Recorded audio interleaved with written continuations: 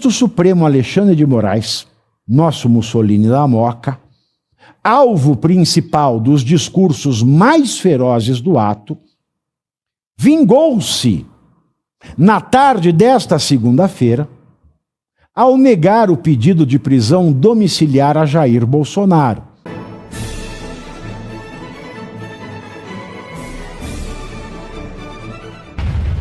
O trio e a total falta de alinhamento temático nos discursos dos oradores aleatórios somaram-se à inconveniência e à inoportunidade do evento.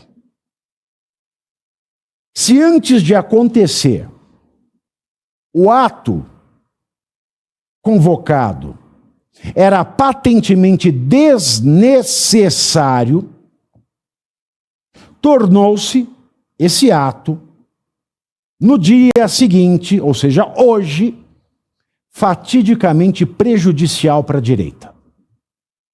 Ao lado das trapalhadas eleitorais do ex-ministro do Turismo, Gilson Machado, que esteve com Flávio Bolsonaro no desastroso trio da Avenida Paulista, bem como vinha pedindo votos a Flávio em adesivaços e nas suas redes sociais, lideranças da esquerda já alinham discurso de nova campanha eleitoral antecipada em razão dessa manifestação.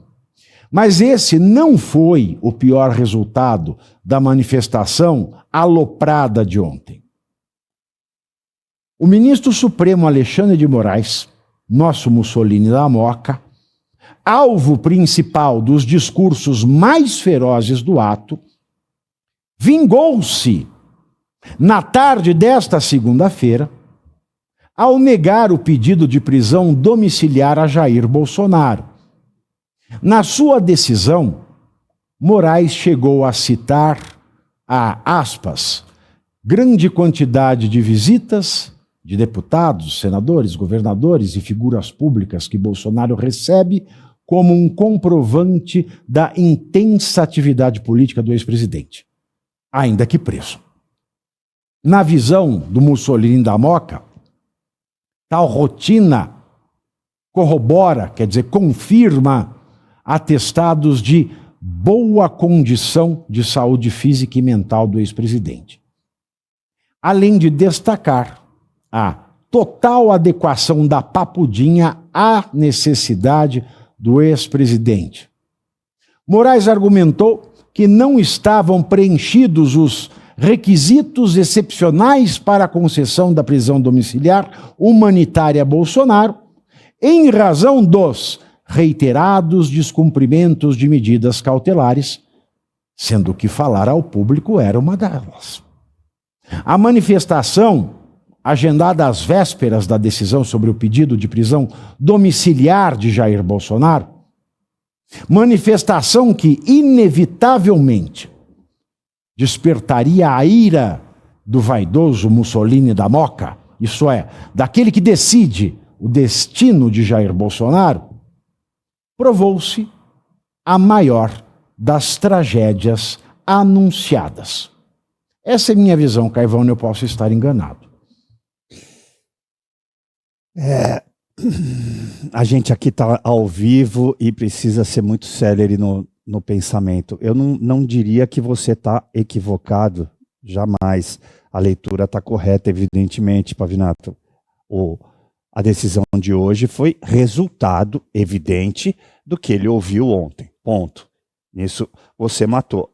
O que me preocupa é que talvez nós estejamos sofrendo a síndrome de Estocolmo. Quando você passa a avaliar a conduta do seu sequestrador como correta, ou escorreita, como a gente costuma utilizar em juridiquês. E você, um dos maiores críticos, conhecedor do direito, sempre disse aqui, e contextualizamos inúmeras vezes, as medidas cautelares impostas a Bolsonaro eram incabíveis, ilegais.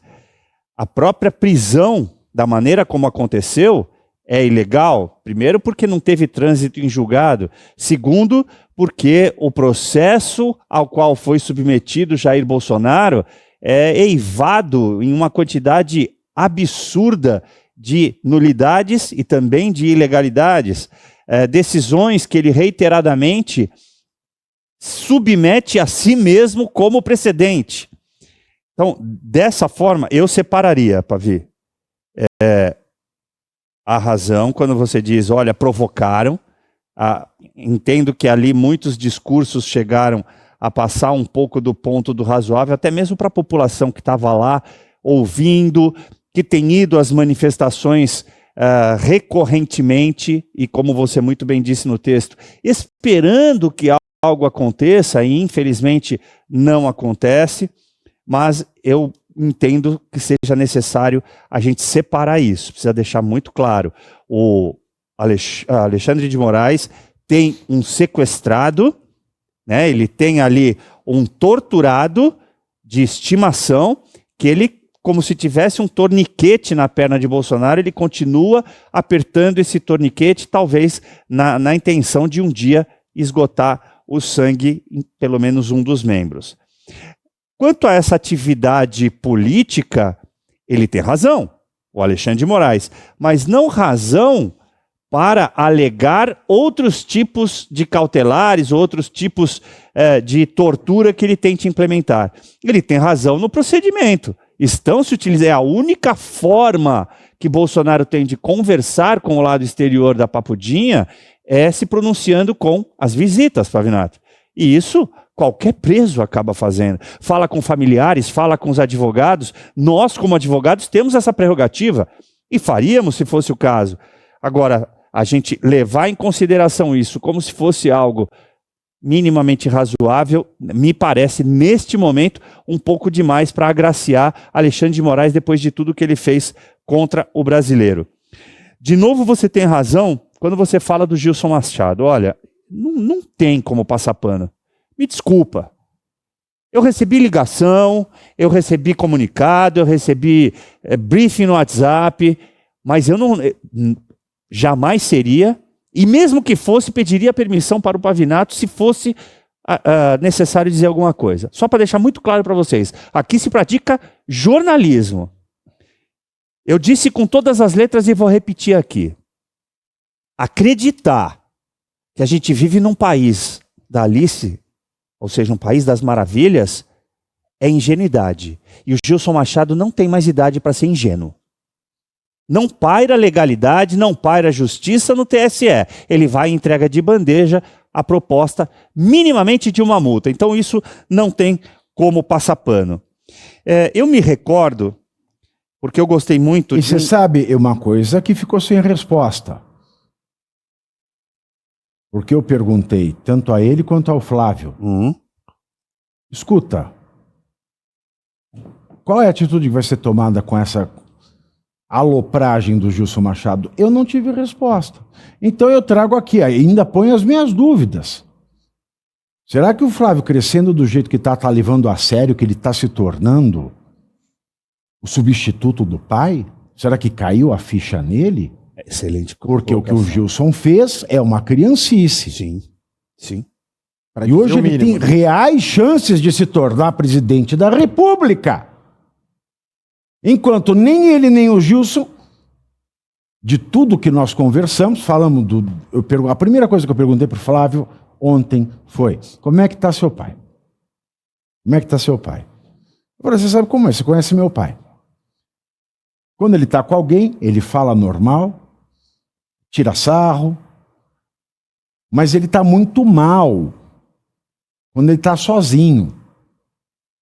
Ele faz isso até para não ser Exato. visto... Ele, quando ele está com outras pessoas, ele se força a parecer estar bem.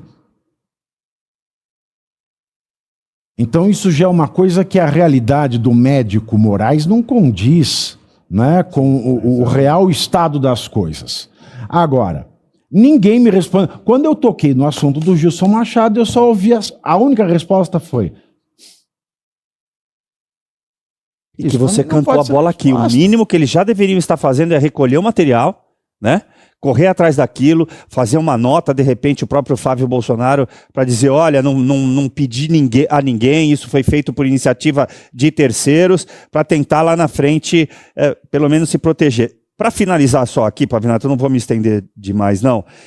Eu lembrei de um programa seu, que eu estive com você, se eu não estiver enganado, foi em julho de 2025, e você disse o seguinte, nos seguintes termos: eu gostaria muito que quem levasse a presidência, ganhasse esta eleição e levasse a presidência, prometesse a anistia aos presos políticos e a Bolsonaro. Tenho isso gravado, inclusive. E por coincidência, hoje estava mexendo em alguns vídeos que eu tenho no meu Instagram, pedido de outras pessoas, e peguei essa parte. Por quê? Porque a fala do Flávio Bolsonaro me chamou muito a atenção no ponto em que ele diz, e percebe-se a emoção na voz dele, ele diz: o meu pai pode não disputar a eleição, mas subirá a rampa do Planalto comigo e com vocês, o povo brasileiro. Isso me marcou e me levou a memória a isso que você disse.